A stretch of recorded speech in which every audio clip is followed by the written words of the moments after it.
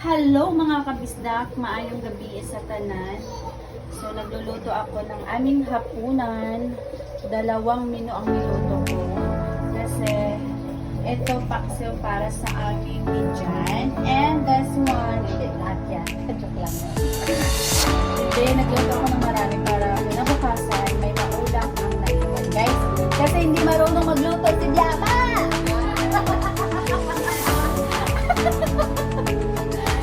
Guys, papakita ko na kung ano yung niluto ko. Ulam! So, ito is paksiw na tawid. Yan, diba? Ang daming sili. So, yan. Mas masarap kasi yung sili, guys. So, ayan. Luto na siya, guys. And this one, hindi pa luto ang aking pork adobo with chicken. Nilaruan ko siya ng chicken, guys.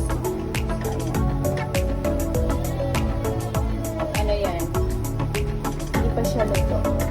Kailangan baska-baska muna ito. Dating medyo dry na pagka-adobo ang ating gagawin dyan. So yun, kasi shout out kay Wendy at saka kay Diama.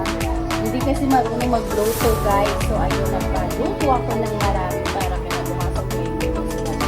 Ayun lang, guys. Magandang gabi sa ating lahat. And happy dinner sa mga nag-dinner na po. God bless all.